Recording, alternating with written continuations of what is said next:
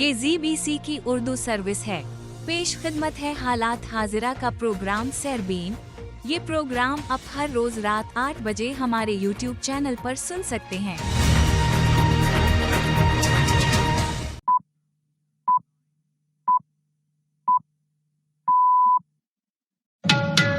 आज मंगल है और फरवरी की 18 तारीख। ZBC सरबीन से मैं हूँ जावेद चौधरी। अमरीकी वजीर खारिजा मार्क रूबियो की सऊदी वली अहद मोहम्मद बिन सलमान से मुलाकात।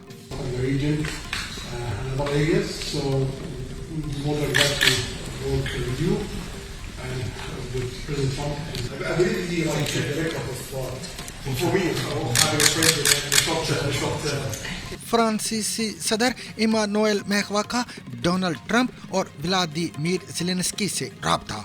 यूक्रेन में देर पा अमन के लिए रूसी जारहियत का खात्मा जरूरी है।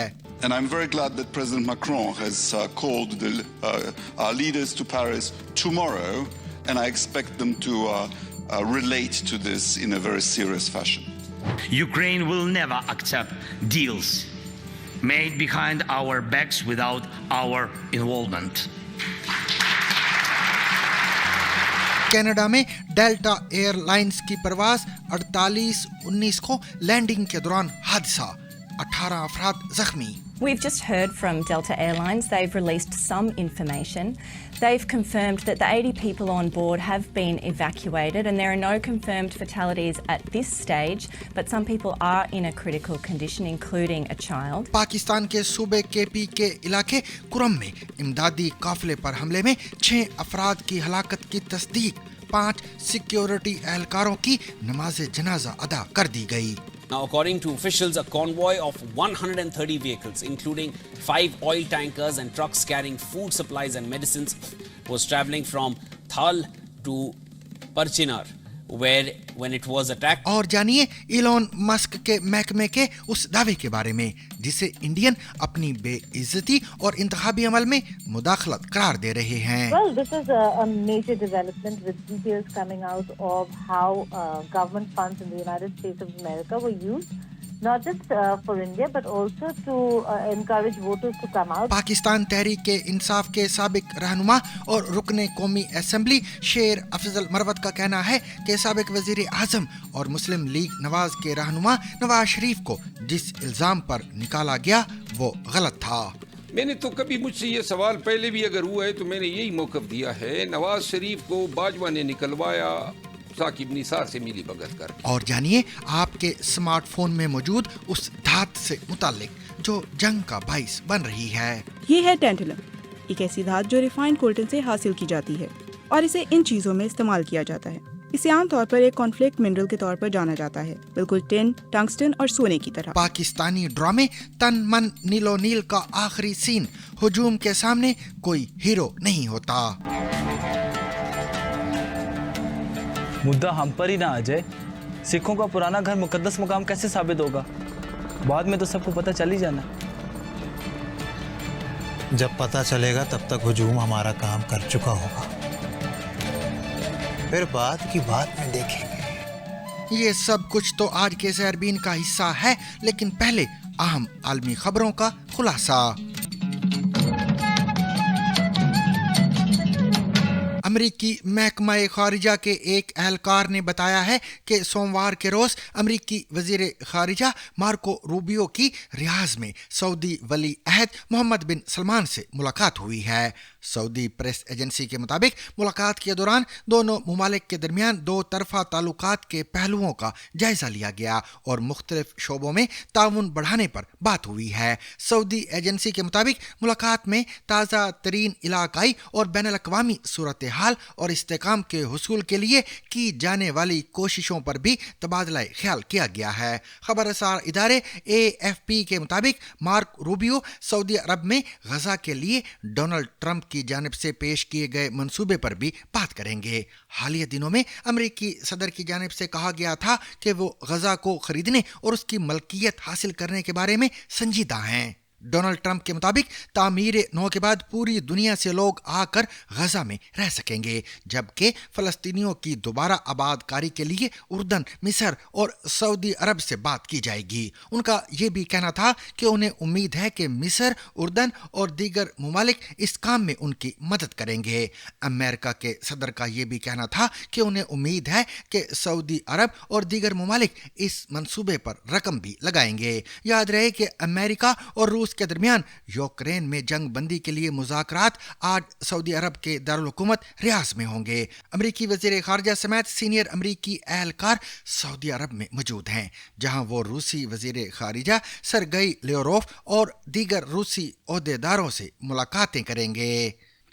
फ्रांसीसी सदर इमानुएल मैक्रों का कहना है पेरिस में यूरोपीय रहनुमाओं की यूक्रेन की सूरत हाल पर इजलास के बाद उनका यूक्रेन के सदर व्लादिमीर ज़ेलेंस्की और अमरीकी हम मनसब डोनाल्ड ट्रंप से राब्ता हुआ है। सोशल मीडिया प्लेटफॉर्म एक्स पर अपने पैगाम में उनका कहना था वो यूक्रेन में मजबूत और देरपा अमन के ख्वाह हैं। इसके लिए ज़रूरी है कि रूस अपनी जारहियत रोके और इसके साथ ही यूक्रेन की सालमियत के लिए गारंटी की ज़रूरत है। बसूरत दीगर ये जंग बंदी भी मनसक मुआहदे की तरह नाकाम हो जाएगी। इससे कबल ट्रंप इंतजामिया की जानिब से यूरोप को शामिल किए बगैर यूक्रेन के हवाले से रूस के साथ मुज़ाकरात के ऐलान के बाद यूरोपीय रहनुमाओं का पेरिस में एक हंगामी सरबराही इजलास मुनक्कद हुआ था। President Trump has a method of operating which the Russians called razvedka boya, reconnaissance through battle. You push and you see what happens, and then you change your position. Legitimate tactics, and we need to respond. And I'm very glad that President Macron has called our leaders to Paris tomorrow, and I expect them to relate to this in a very serious fashion. Ukraine will never accept deals made behind our backs without our involvement.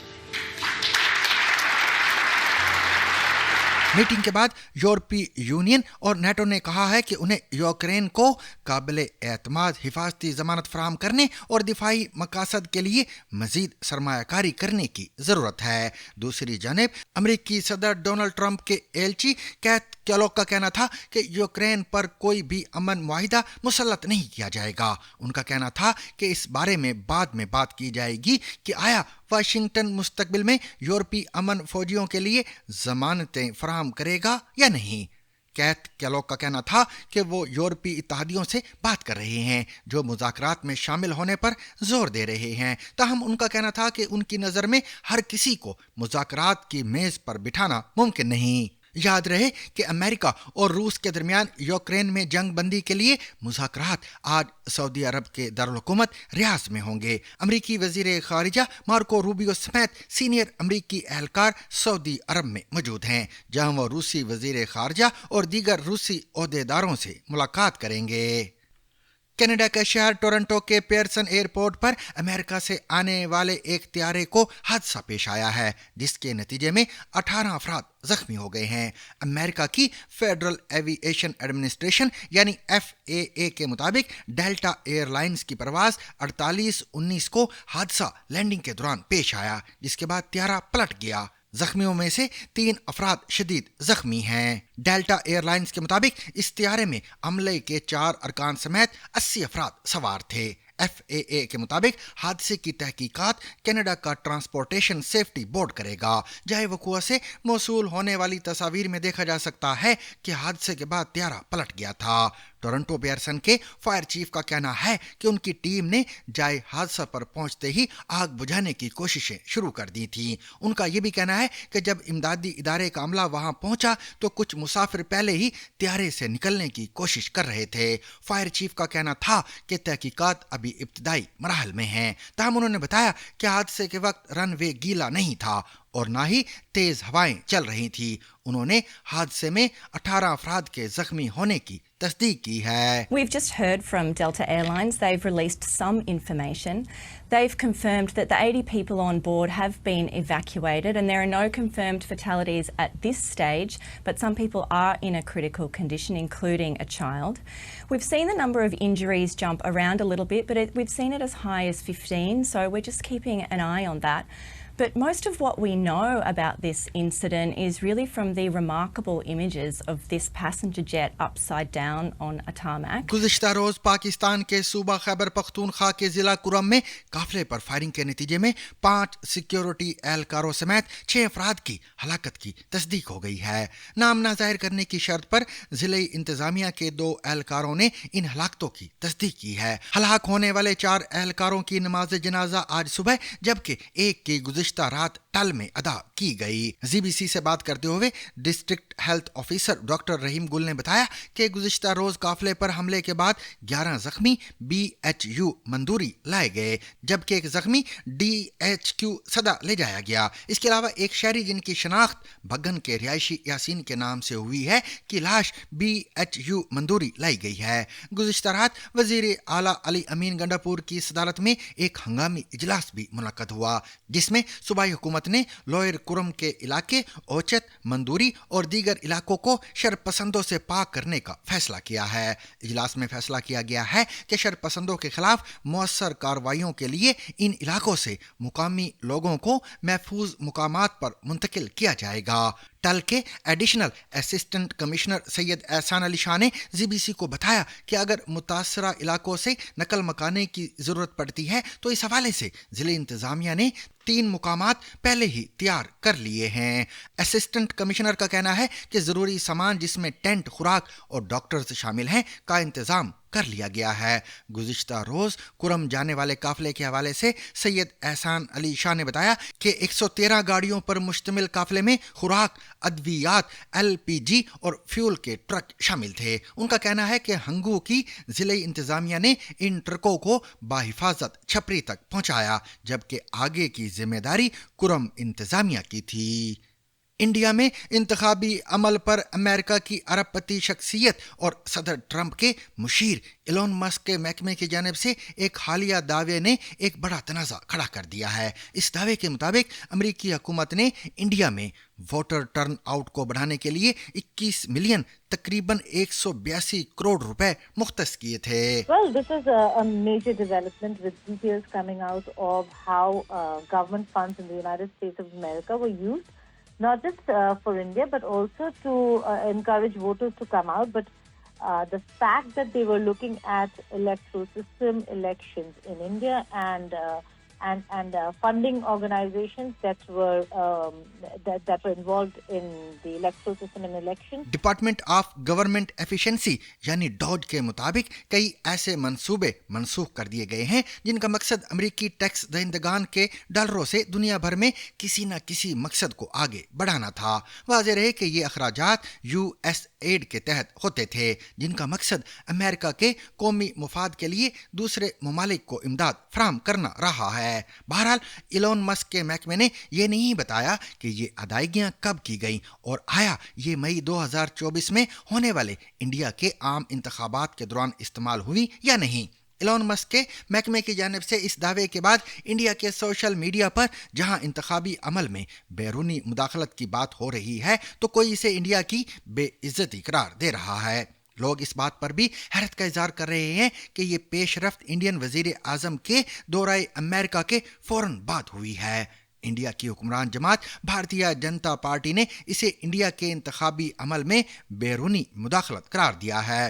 BJP کے قومی ترجمان اور IT cell کے سربراہ امت مالویا نے ایک بیان میں کہا کہ ووٹر ٹرن آؤٹ کے لیے $21 ملین یہ یقینی طور پر انڈیا کے انتخابی عمل میں بیرونی مداخلت ہے. اس سے فائدہ کس کو ہوگا؟ یقینی طور پر حکمران جماعت کو نہیں.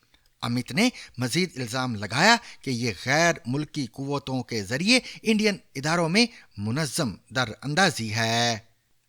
पाकिस्तान तहरीक इंसाफ के साबिक रहनुमा और रुकन कौमी असम्बली शेर अफजल मरवत का कहना है कि साबिक वजीर आजम और मुस्लिम लीग नवाज के रहनुमा नवाज शरीफ को जिस इल्ज़ाम पर निकाला गया वो गलत था। शेर अफजल मरवत की जानिब से ये बयान PTI से निकाले जाने के तकरीबन एक हफ्ते बाद सामने आया है। गुज़िश्ता हफ्ते PTI के एडिशनल सेक्रेटरी जनरल फिरदौस शमीम नकवी के दस्तखत से जारी नोटिफिकेशन में कहा गया था कि शेर अफजल मरवत को इमरान खान की हिदायत पर पार्टी से निकाला गया है। इस नोटिफिकेशन के सामने आने से कबल ही शेर अफजल मरवत ने पार्टी से निकाले जाने से मुताल्लिक अपने खदशात का इजहार करते हुए एक्स पर जारी एक पैगाम में कहा था कि मैंने खान साहिब को नहीं छोड़ा, लेकिन अगर वो मुझे छोड़ गए तो मैं फिर कभी उनके पास नहीं जाऊंगा। ताहम सोमवार के रोज एक निजी टीवी को दिए गए इंटरव्यू में शेर अफजल मरवत का कहना था कि वो आज भी साबिक वजीर आजम और PTI इमरान खान के साथ खड़े हैं।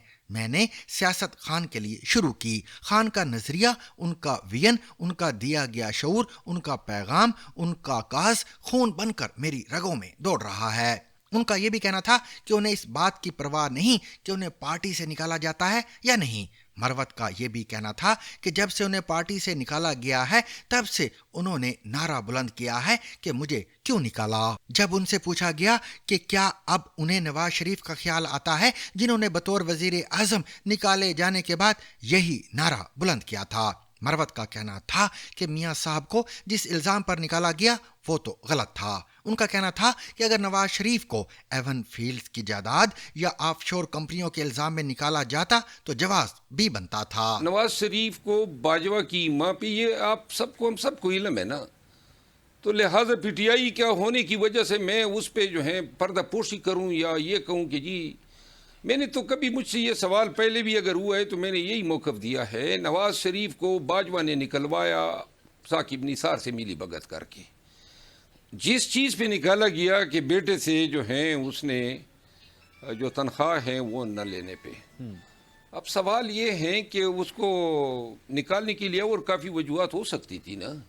ये जो लंदन की अपार्टमेंट्स हैं या पनामा ऑफशोर कंपनीज थी या उदेबिया मिल था या और वो जायज़ क्रेडिबल इल्ज़ामात थे, उनको छोड़ के आपने उस चीज़ पे इनको निकलवा दिया जिसकी तुकी नहीं बनती है। मैं सुप्रीम कोर्ट का वकील हूँ ना। शेर अफजल मरवत ने दावा किया कि PTI की क़यादत इमरान खान को जेल से निकालने की ख्वाहिशमंद तो है, लेकिन ये उनकी तरजीहात में शामिल नहीं है। मरवत का ये भी कहना था कि वो पूरी क़यादत पर ऐसा इल्ज़ाम नहीं लगा सकते। ताहम उनके मुताबिक इमरान खान की रिहाई PTI के कुछ कायदीन की तरजीहात में शामिल नहीं है।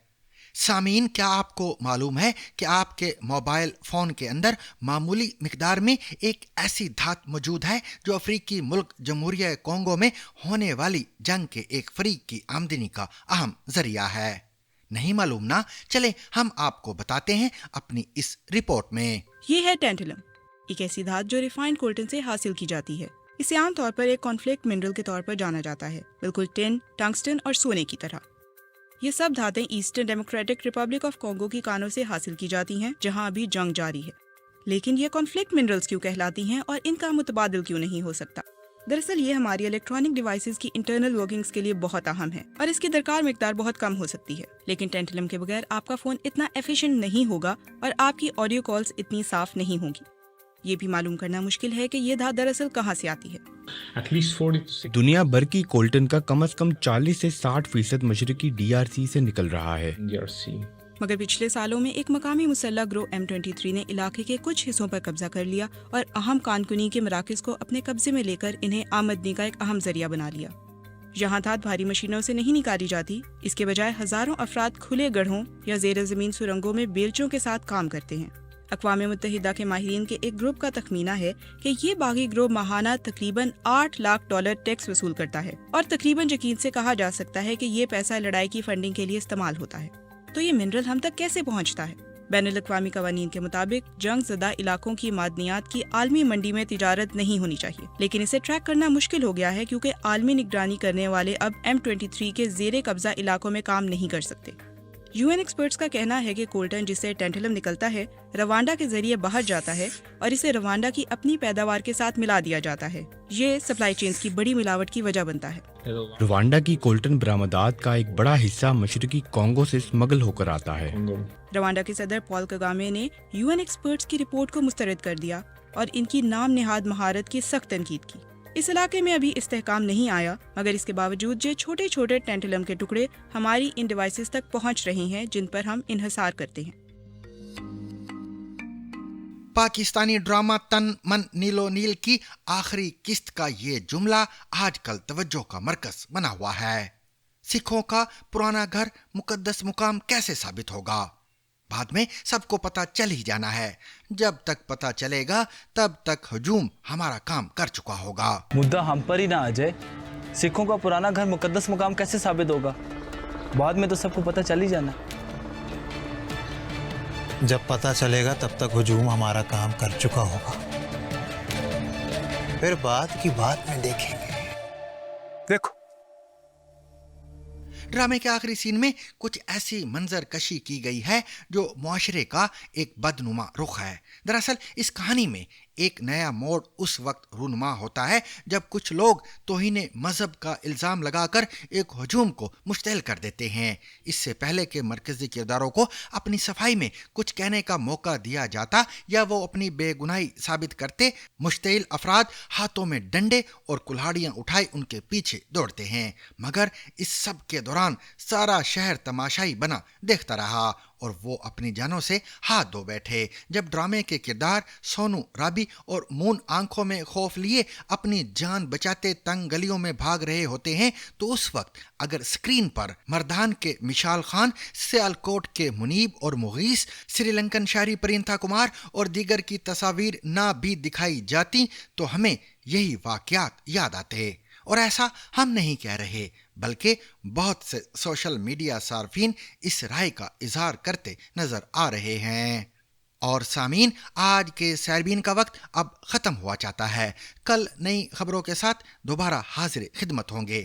تب تک مجھے اور میری پوری ٹیم کو اجازت دیجیے. خدا حافظ. Rediscover the trusted voice of news with Zigzag Broadcast Company's revival of BBC Sarabeen. ZBC Sarabeen.